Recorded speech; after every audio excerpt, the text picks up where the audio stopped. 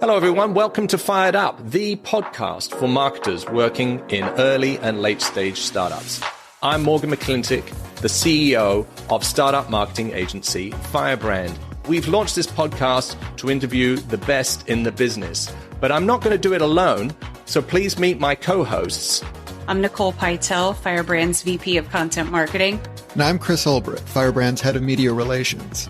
I'm Ian Lipner, a tech PR and crisis communications veteran. We'll drop a new episode each week, so there's plenty of fuel for your marketing fire. Get the spark you need to take your startup to a whole new level.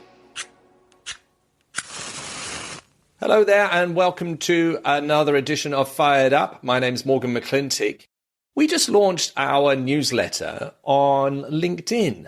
So we've had a newsletter called The Forge for years, and we thought we would just try an experiment to publish the same content on LinkedIn so that we can reach our audience. And it seems to go really well. So already on the first day, we've had 125 people sign up. That's about 5% of the people that are following us. I think 125 new subscribers to your newsletter in one day is pretty good. It's over 150 today. And so I think at this rate, we should have everyone in the world subscribed in the next 15,400 years. So we're on a good streak there. But something worth, I think, trying if your brand hasn't already done that. I've seen it with a few clients. And it helped because we have a great new service around account-based PR, which is marrying ABM and PR. So we had some great content there. And of course, we've got the podcasts and some ebooks and things. So it's a great newsletter, even if I say so myself. But bringing your newsletter to the audience where they are, and then mainly on LinkedIn, good tactic. Coming up next week, we will be doing an edition of Burning Questions about PR. So we'll be getting Chris and Ian together to go through some of your questions that we commonly get around the topic of public relations. So if you do have one that you'd like us to address, please send those in. And I'm also excited because, we mentioned last time the swag I was getting from Boulder and that we were going to develop some Fired Up swag. We already got some of that up in the store. There's a mug and I think the hat and some other stuff. So we're still not quite ready to launch that, but we'll be doing some giveaways for our Fired Up swag pretty soon. So that's come along pretty well. And if you go to the store, you can kind of see it, but we'll be doing a lot more on that shortly. But today we are going to be talking about DSPs, demand-side platforms. Now, this is part of the ad tech stack where you can upload your data and the DSP can help you find your audience and actually run the auctions to win the impressions with that audience. And then they can provide all the analytics. We're going to be talking to Richard Lowden. He is the CEO and founder of a DSP called RTBiQ, Real-Time Bidding IQ, because real-time bidding is a fundamental part of a DSP. All about what is a DSP, how do they work, where does it sort of fit? I'm interested in talking to him about the trends there. Let's talk about the death of the third-party cookie. Let's talk about the impact of AI and just how should startups who want to use a DSP choose one? There are lots of them, but they vary in terms of strengths. How do you go about assessing them and what should we be looking for? We'll be talking about DSPs with Richard Lowden and we'll call him in right now. Richard, hi. Great to see you. Welcome to Fired Up. Thank you, Morgan. Great to see you. Today, we're going to be talking about programmatic advertising. So just set the scene for me a little bit. When we talk about programmatic advertising, what do we mean? That's a great question. There's definitely a lot of confusion out there still to this day.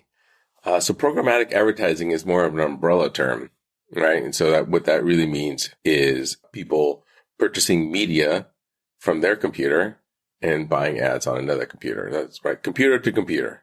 That's programmatic advertising. Now, a lot of people use programmatic advertising, and what they really are talking about is real-time bidding. So real-time bidding is a subset of programmatic. It's the largest subset, quite frankly, because it's the most advanced way to buy digital ads. And what real-time bidding is impression by impression decisioning on buying an ad. So every time an ad call is served up, our software and other DSPs like us and their software are making decisions, basically yes/no decisions. Does this ad impression meet the targeting criteria that we have? Is our optimization engine telling us that this is a good media investment? And it's that aspect of programmatic, the real-time bidding aspect of it, that is really the most exciting for marketers. Right. And so your company, RTBiQ, Real-Time Bidding IQ, I guess, is a DSP, a demand-side platform. And so you work with brands, you work with agencies to help them integrate with the ad exchanges. Can you just tell us a little bit about what a DSP does and how that fits into the sort of ad stack? The DSP is squarely on the side of the advertiser, whether it's the advertiser buying it directly or through an agency. But in the whole ecosystem, we represent the media buyer's interest in the marketplace. And so we connect into exchanges and sometimes is supply side platforms as well directly. On the other side, you have publishers, and they connect into supply side platforms and also into ad exchanges. Where the marketplace meets then is within the ad exchange or directly within the supply side platform. And so again, we are following the directions of the marketer in making those decisions as far as what ads are they really looking for, what's going to best meet their KPIs. We don't really care about the publisher's KPIs. We do have to adhere to their rules about what types of advertisers they accept, what type of minimums they want to see in the CPM. But really, at the end of the day, our directive comes from the marketer as far as what they're looking for. Okay. So if I'm a publisher and I have ad inventory, I'm trying to sell that. So I would use a supply side platform to say, okay, here's the inventory I've got. Here are the kind of publishers, the kind of advertisers that we would like to work with that would fit with our brand. Here's the ad formats. Here's the kind of pricing that we're looking for. They are on that side of the exchange. You're the DSP. You're on the demand side for the brands or the agencies that meet in those ad exchanges. Give me some names of the kind of ad exchanges. Is this Trade Desk? Who are the ad exchanges? When you say we're meeting DSP to SSP, or sometimes directly, who are the actual exchanges? Yeah, so Trade Desk is a DSP like us.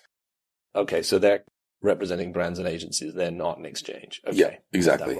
An exchange would be, and of course you have companies like Google who play across the entire ecosystem. And so Google has their exchange. It's called AdX. You have exchanges like Magnite, etc. Verve and Smarto are more examples. That's where publishers would plug into to try and monetize their inventory. And, you know, some publishers still have direct sales teams, right? And so they're selling sponsorships and really trying to drive up the CPM. And I actually spent a good amount of my career on the publisher side. So I'm very familiar with how this works. And in our kind of point of view, when I was on the publishing side, was we wanted to put as much demand on our inventory as possible to drive up our yield, our page yield. And so by having direct sales and by plugging into exchanges, multiple exchanges, and having our own optimization algorithms on the publishing side, we were able to really drive up our revenue. Some publishers are on some ad networks. Some are on all of them. Some of the selling direct. So as a DSP, you plug into all those different networks so that you can kind of get as broad a range of inventory as possible for the various brands and agencies that you represent, right? Right. Exactly. Okay. Exactly. Another role of the DSP is to sort of bring in the first party data of the brand, right? Here are the people that we know, like we're trying to target these audiences. We already have a database of customers and prospects. Mm-hmm. And do they then come to you, upload that data into the DSP? What kind of first party data do brands bring, and how does that part of it work? Yes. So the way that we operate and other DSPs operate the same way, there's kind of, you know, some variance within the industry, but at the end of the day, brands do have some sort of CRM database that they're trying to target, some slice of it, or maybe they purchased data that perhaps they're using it for direct mail. They also want to supplement it with digital. And that usually includes, first name, last name, perhaps a physical address, email address, maybe a phone number. That's not actionable on itself. And so first we had to do is port it over to a company like LiveRamp, where they're able to take that data and then translate that into advertising IDs that we can then decision off of. So LiveRamp plays a very important role in the ecosystem. And there are other companies that compete with LiveRamp, but that is really a well-used resource to take existing customer lists or prospective customer lists and translating it into something that is actionable by a DSP. So they'll take first name, last name, email address and say, right, we have this, LiveRamp has this in their database, and say this ad ID, which is either this mobile device or this desktop device. Mm-hmm. If we see this person and they're on the right place, you can then bid on that because it's in the target audience. And one key thing is we do not make a linkage between an individual and their individual mobile ad ID. Let's say, just as an example, right? Because that opens up a whole bunch of privacy issues. So in order to not do that, LiveRamp requires minimums as far as the list size is concerned. So a list goes into LiveRamp and just a list comes out. It's separate from the list that went in. And so everybody has privacy top of mind.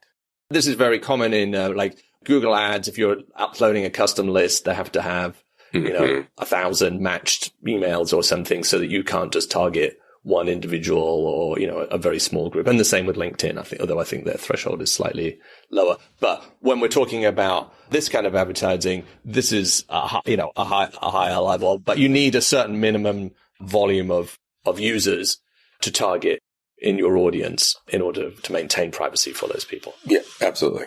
Very important. Okay. The brand will come to you with their list. Here's our target list. You'll send it to LiveRamp. The segment will come back. This is the target audience right now. Do you bring extra information in to sort of enhance that? Or is the DSP mainly doing the decisioning on the bidding, like the actual auction? Both. I mean, we have the capability to do both, right? And most DSPs do. They can take a list and then layer on other targeting attributes that perhaps a client is looking for. So, within this list, we want to bring in third-party targeting capabilities to further refine our target audience. An example of that would be, let's say you have a CRM list of 10 million names. And then you say, okay, you know what? We actually want to target only people who have a household income of 150K plus. And if you don't have that information, right? If you have that information, great. We'll just slice that list. If you don't have that information, then we can pull in third-party data providers and supplement your data so that we're only targeting the people within your 10 million CRM that make 150K plus. Or, hey, we don't have enough of those people. Here's others that are like them that might also be, they weren't in your list, but they fit the profile of the audience so that we can actually get to some kind of minimum viable addressable market for our campaign. Yeah, exactly. And then once a campaign gets going, there are signals that every DSP receives in the bid request. And again, this is why the impression by impression decisioning is so key, because we receive signals that tell us a little bit something about the device, right? And gives us context, things like geolocation, which then you can derive weather information from, right? It gives us things like time of day, day of week, what publisher are they looking at, or what content are they looking at, app names, site names, etc. And so all this information can then be used within the optimization algorithm as well to decide, okay, we're starting to see this profile of people who are responding positively to the ad. Let's perhaps bid higher for these people, right? We're getting good positive ROI. So that's where the real kind of magic of real-time bidding comes into play. Right. And so you can then say, these are more valuable impressions to me based on my ad creative and the response to that creative. Therefore, we're going to bid up on that. But those decisions need to be made pretty quickly. So I'm interested in the mechanics of it. Does the ad creative get uploaded into the DSP? So you're literally running the full program, or is the creative coming from another part of the ad stack? And really the DSP is mainly focused on audience targeting and bidding only. And the creative is then, once that transaction has happened, another part of the ad stack serves the actual ad. You're going to love this answer, Morgan. Both. Is it going to depend? It depends. It depends. So, I'll just say every DSP should have this capability. I'm sure they do, where you can either upload your creative directly into the DSP, right? And the DSP will run, whether it's video, audio, display, or native, digital out of home, like whatever the ad asset is, upload it into your DSP of choice, and they'll run the ads. In addition to that, some advertisers choose to use third-party ad tags. And so they put it in their own, a separate company. They upload it to that system. And instead of sending over or uploading creative into their DSP, they upload ad tags, right? So it's just a separate call out to a different computer, basically. Okay. So they might use a different service to host the creative and actually feed it. Instead of feeding the creative into the DSP, they just feed this sort of locator tag that says, when this bid is accepted, call down this particular ad. What would be an example of those kind of ad tagging hosting companies, just so that I have it sort of straight in my mind? Yeah. Again, Google is probably the biggest.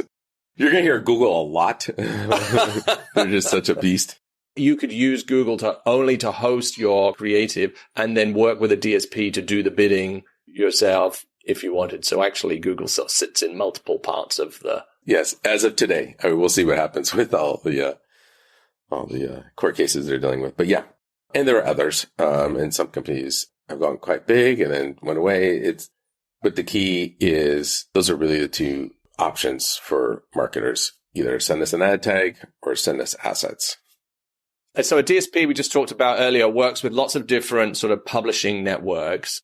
You guys have got partners in display, in video, in native, in audio, I guess sort of podcast ads, etc. Mm-hmm.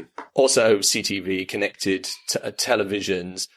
Do all the DSPs work with all of these kind of formats? Is that how a company marketing might choose a DSP? Hey, because they have this particular group of publishers, or is it actually quite sort of plural and everyone connects to everything because it's actually fairly straightforward?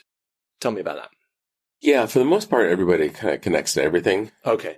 There are some exceptions where some DSPs, like Roku's, for instance, has access to some inventory within Roku that nobody else does, right? They kind of just have a little walled garden going on. And, Amazon, there are others. But for the most part, the majority of impressions that are available are really available throughout all DSPs.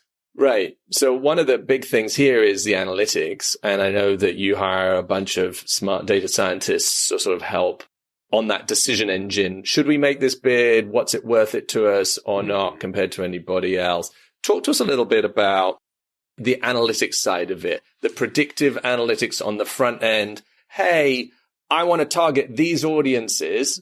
What should my budget be? What should my bid range be? What should my bid type? And then sort of, I guess on the other side, there's some analytics.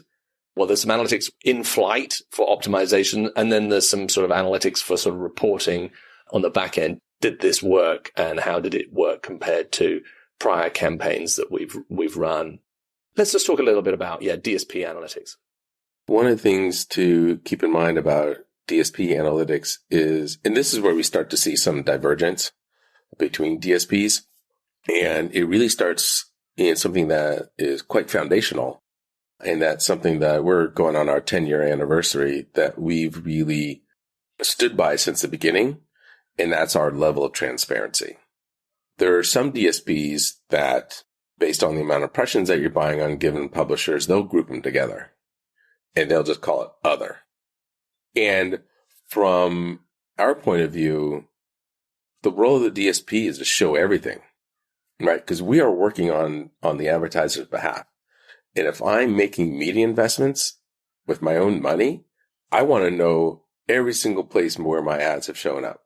Not that I'm the analytics person, but so I can give it to my analytics people and they can help me make decisions as far as where we should be investing. Are there places in the initial exploration that we should then be diving into, right? Because maybe there are publishers that we didn't think of initially, or categories of publishers that may end up working for us.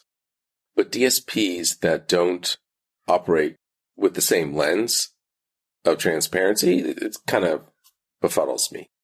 Right. So you don't get the full picture. We often think about an ad program a bit like a series of investments, really. Like it's a portfolio of investments into different ad creative and different placements. You're running different campaigns and there's lots of, it's very much like, I don't know, trading, right? And so in your example here, it's a bit like your broker saying, okay, I invested in Apple and Meta and these other stocks. And then there were some other ones that I'm not going to tell you about, but we made some money on that. But it could have been anything in there. That's right. You haven't unpacked that for me. And there could be great performers and there could be you just swept a bunch of crappy ads under there and you can't tell because it's a bucket. Whereas yours is, okay, look, you should show everything. And then you can make the analytics and you can make the decisions because, these are some significant investments. And we always feel when we're running campaigns, look, we're the custodians of our clients' ad spend, can be significant money. And just as a sort of investment broker would have to report back in detail on all that, we need that information from our tool set. So I'm on the transparency side on this because I think that's really important. Transparency is super important. Portability, right? How easy does your partner DSP make it for you to receive the data? Again, our point of view is you shouldn't be dictated by the terms that we have on how you receive the data. It should be whatever flows best into your systems, right? So do you want the data in daily CSVs that are emailed? Maybe. Do you want them uploaded into an S3 bucket? Maybe. Do you want it coming over via an API in, real time? That decision is yours. And I think that is really a place that a lot of DSPs, quite frankly, just kind of fall down and don't think about it from taking care of their customers' needs versus what's best for their own business interests. Right. There's some lock-in, perhaps, if they're the ones providing the analysis and, you can't do you can't export this and do your own analysis on it. I'm going to provide you the dashboard, and that's the dashboard. And that's the dashboard. Yeah. And if you were to stop working with us as a DSP, your history has gone. Right? You don't get to export that stuff. Yeah, as a DSP or any other digital buying platform, right? If you're buying through Google, if you're buying through Meta, it's really interesting how some of these companies just build up those walled gardens and, So it sounds like if people are choosing a DSP, the two most important things that they should be thinking about is transparency. Where did my ads run? Which ones performed? Right down to the most granular level. And the second thing is portability. Can I get the data out so that I can run my own analysis, or if I need to do something else with that data, I can, and it's not locked up in a walled garden. And of course, there's attribution. Okay. Let's talk about that. Attribution is really important, and it's kind of a subset of transparency. There are lots of companies, lots of DSPs who will say, okay, your investment of X led to a yield of Y. And then that's kind of the end of the conversation. Okay. Whereas we invite people to ask all the questions. We'll tell you how we do attribution.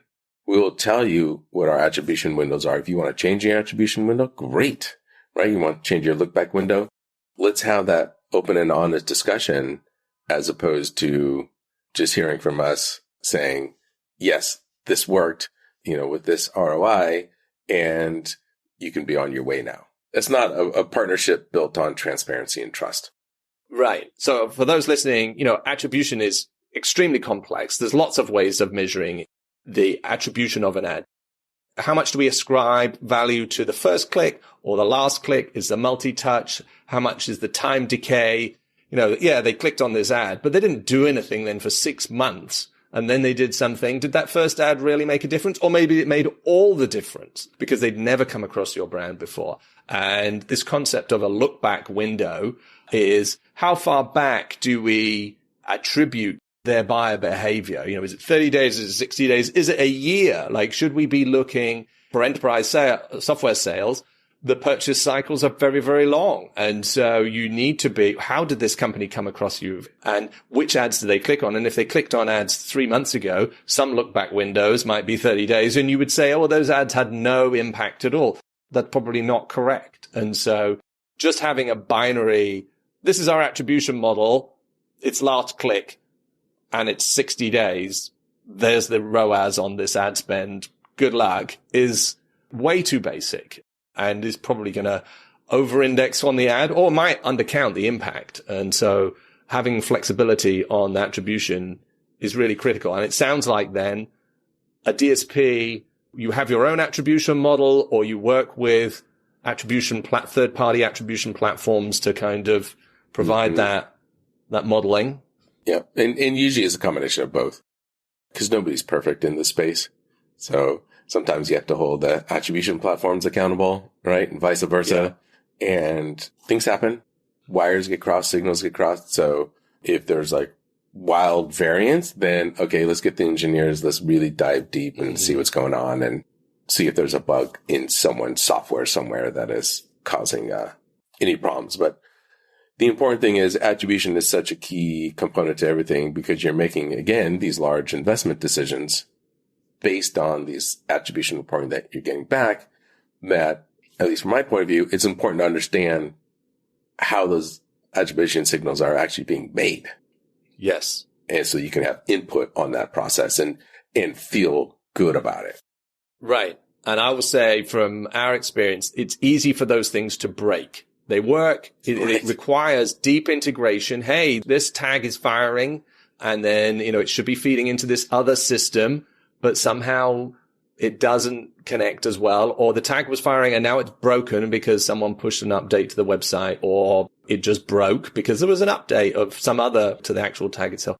You can be making your decisions incorrectly because you're like, okay, this campaign's not performing at all. And it's not that it's not performing. It's just that you're not picking up the data in the way that you could. And they're always slightly, things never align exactly. And it's easy to think, hey, these are all bits and bytes and they should all work together because a page view is a page view or an ad impression is an ad impression or a click is a click. But even at a click level, somebody clicks the ad, but the number of recorded sessions on a page can be different. And, how can you have more clicks than, fewer clicks than people clicked on, landed on the page? You get these kind of anomalies all the time. So it sounds like you have to do, before you run some of these campaigns, quite a lot of integration with the brand to make sure they can plug into all your APIs or whatever to build that attribution, to make sure it's working and to have the patience to go in and fix it when it's not working. So it's not just a sort of, hey, you choose your DSP and you pay the money, it's a subscription and it's like buying any other tech platform. There's also a lot of value judgments and consulting that needs to go with this to make it work. Testing and fixing. Testing and fixing. All right. So I'm updating my list onto, okay, you need this transparency, you need the portability, but then also sort of on the attribution side, what is the model and how does that work? And will this DSP work with you to kind of make sure that you're sort of dialing it in? That's right. Correctly, because not all companies are going to work in the same way. Okay. So analytics, pretty important, pre and post and sort of doing the actual bids. Let's talk a bit about the third-party cookies and the death of the third-party cookie. It seems to have been dying very slowly for a long time, and the deadline keeps. So Apple took off a lot of ID stuff, which sort of made a big impact on Meta a few years ago, which they've managed to sort of sort out. But Google has been saying they're deprecating cookies for a long time. I think even this week they said that they were pushing it back out again because no one was ready yet. Talk to me a little bit about the impact of third-party cookies and how you are preparing for that, because I guess eventually it will happen. It will happen. Well, funny enough, we started our company 10 years ago cookie free. Right. So this doesn't impact you, or you were always anticipating privacy of this coming about. We've been waiting earnestly for this moment. And now we're here, except for we're not, because they keep delaying it. But truly, there are a lot of marketers out there who I think just kind of laugh about it because they've been advertising in the app environment. And they've been doing a ton of great targeting and analytics and attribution and all these things without cookies for years. So it's a bit of hyperbole, I think. It's probably clickbait in some ways to talk about the cookieless panic. And it's also a thing. So if you're a publisher, you should definitely be thinking about a cookie-free world, especially if you're a publisher with a lot of desktop inventory or browser-based inventory, I should say, whether it's on desktop or mobile device. But quite frankly, the majority, and this is for over a decade, the majority of kind of display traffic has been on mobile devices. And within that, the majority has been in the app environment. So we have been, again, living cookie-free for a very long time and done quite well. And you take that and you also add the fact, CTV, right? No cookies, and we do all sorts of attribution and targeting off of CTV devices. So if you're working with the right partners, the idea for advertisers and marketers, the idea of going cookie-free shouldn't be that big of a deal. There are plenty of us out there who have lots of experience in the cookie-free space and can kind of help guide you. And we've worked with large companies that have all these analytic systems and being able to get data into their flows so that they can do their own meaningful analytics and attribution, et cetera. So that experience is there. And will there have to be a rewrite of some people's internal software? Maybe, but it's been done before. So it's a well-trodden road. The death is slow, but the impact is overblown anyway. And so it feels like we're losing something, but actually for the savvy advertisers, they're already way ahead of this years ago. So it's not going to be a big impact. Yeah. But one thing that I think that might be a big impact is the rise of chatbots, right? If I am trying to I have a question, I have a query, and I'm typing it in to Google, and it has its search generative experience at the top there from Gemini. There's no click, right? I just leave. And there's no attribution to this information came from the New York Times. So I'm not clicking into the New York Times. The New York Times isn't serving me ads. How is that going to impact the whole sort of programmatic space? Is it something to be worried about, or is it just too early that, of course there's going to be some kind of ad insertion in there. We're just not seeing it yet. What are your thoughts? I might have an initial question first. Like, where in the buyer journey does this happen? And what does the person do in your mind once they see that information that they wanted to get from the chatbot? Yeah, I'm trying to buy a CRM system, and I type into Google, what is the best CRM system? And Google uses its LLM Gemini to generate, hey, here are the top 10 different CRMs, and there's HubSpot and Salesforce, and I look at that and go, okay, great. And then I don't read an article. I don't get served an ad. I'm not clicking into a publisher's article about best CRM systems to buy for 2024 or what have you, because which I might have done before. I just got my answer and then I bounced straight out. So it's a sort of zero click experience, and the publisher didn't get to serve me an ad, and the brand just got a direct visit because I read HubSpot and I just typed it in. It's a great scenario. And I think the marketers who, kind of going back to one of our previous points we raised, the marketers who are still reliant on last click attribution are going to be in the biggest trouble, because this is a great example of things that already are happening today, right? People are discovering things about your brand in this chatbot environment. They're going direct URL call. So there's no last click. And maybe there was going back 6 months ago, but you're probably throwing that out. So I think that what we'll probably end up seeing is there are still signals that your web analytics will pick up as far as the traffic coming to your website, right? And of course, there's still a notion, no matter where it shows up, whether it's in a search result or whether it's via chatbot, if a company's brand or name is recognized prior to that result showing up on their screen, they are more likely to put that into the browser and go to the site. So there's still something about brand awareness that us humans just have an affiliation for. Every time I do a search or I'm on ChatGPT, whatever, that if I see a name of a company or an author or whatever that I recognize, I'm more likely to go dig for more information about that company, about that author, about that subject. And so there's absolutely a role for programmatic because we are doing such a sophisticated audience targeting that there are going to be matches between the audiences that we target and the traffic that ends up going to your website. And you're going to lose that click in between.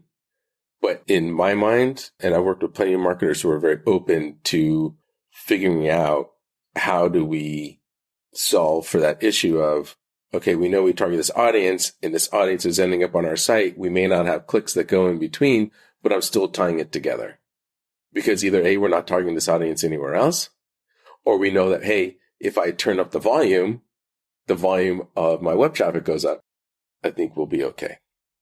What I'm hearing is there's this dark funnel. We can't prove the causation. We can see the correlation, but as chatbots come up and sort of break that flow a little bit, if they do, savvy brands are going to still need to invest in brand advertising, perhaps even more to build that brand, and that they can attribute that and justify it because they can still see, people are coming in direct, but I'm doing more brand advertising over here. And so it's obviously working. I just can't quite prove it. I think this is sort of the dark funnel thing because buyer behavior is complex. Exactly. Human behavior is complex. And quite frankly, the notion that brand advertising isn't measured is BS. Every single dollar that's going into brand advertising, brand marketing is being measured on something to get some sort of ROI. So that has existed for a very long time, or else people wouldn't do it. That's right. Companies would just be spending money in marketing and not deriving any extra business. Companies don't do that, right? That's not in their best interest. So there will be plenty of opportunities for marketers to be able to, again, tie those two things together. Let's talk a little bit about AI, because we can't talk about predictive analytics and we can't talk about any of this topic without sort of touching on AI. How has AI impacted this whole area of programmatic advertising, and sort of specifically when it comes to your business, what are the kind of things that you're doing or looking at when it comes to using AI? AI is really interesting, and it's been fun as a non-computer engineer to watch kind of the marketing spin going from machine learning, right? And, going into artificial intelligence. And I love throwing the words out. It drives my co-founder crazy, who actually has a computer background, computer engineering background, and knows what these things are at a very intimate level. But in the advertising space, content creation is going to be one thing that obviously has already taken off and has had enormous impact, and it's going to continue to do so. It'll continue to have a major role in programmatic advertising. We are working on some things that I can't talk about yet, but that we are very excited about. And the impact is going to be, it's already profound, at least from a theoretical standpoint, in practice, but it's going to be even more profound, I think, in probably another year or two, as people get better at A, prompt engineering, and B, the requirement to have people who are good at prompt engineering goes away, right? I think that's something that's going to be on the short horizon, is how do we just make it easier for people to put in real world questions and get responses that actually make sense without having to go through a bunch of prompt engineering exercises. Right. Right. So, I mean, the whole area of real-time bidding has for a long time been heavily sort of machine learning oriented. In order to do it, you need to be a data scientist. So it's been using that sort of predictive machine learning type of AI for a long time. But now with more generative AI, that sort of provides a little window on the front for people to build audience who are not data scientists, maybe to build audiences or maybe to query the data set and find out, ask the questions about performance that would normally require a specific time from an engineer to pull those reports, but now they can maybe do it a bit more on the fly and can sort of open it up a little bit more. That's right. Okay. So it's election season, and I know that for your business, one of the areas that you have a lot of expertise in is on the ad spend around candidates. Tell us a little bit about what the most sophisticated campaigns are doing when it comes to digital advertising. Well, they're leaning into digital. They're really understanding that the world isn't just broadcast TV and direct mail, which has dominated the political landscape for a long time. Although digital is a big piece of it now. It's kind of like the year of mobile that kept getting pushed. The year of digital for political.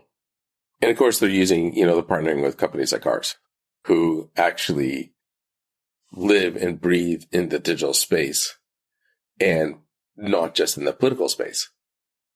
Right. And there are other companies like us as well.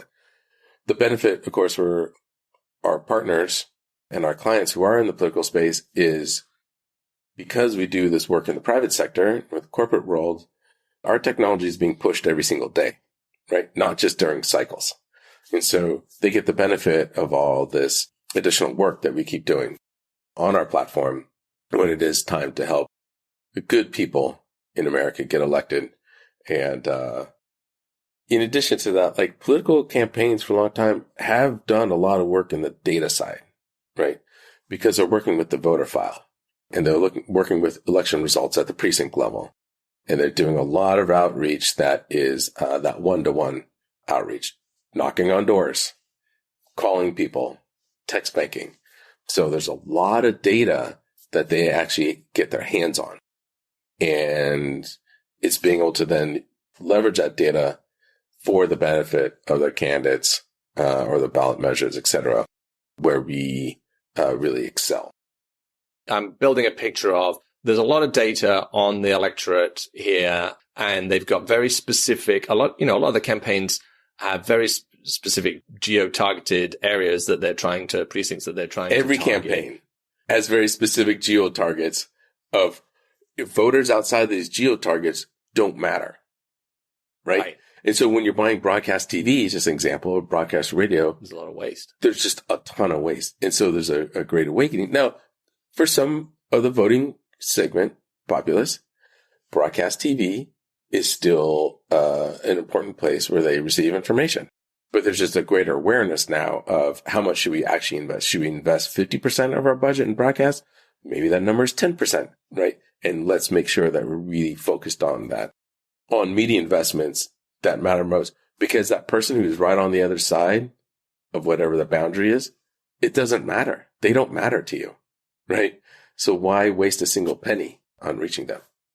Right. And they are also, as you just said, on a pretty tight budget. I mean, or certainly a finite budget. And so they need to use it as wisely as possible. And so the targeting that we've just been talking about that a DSP can bring really applies to the kinds of programs that a political campaign would want to run, because they have a very small window in which to raise awareness and change people, influence people's preference, and a very clear ROI, success fail, within a particular geofence and a very clear idea of who's probably going to vote for us and who isn't, and who can I flip?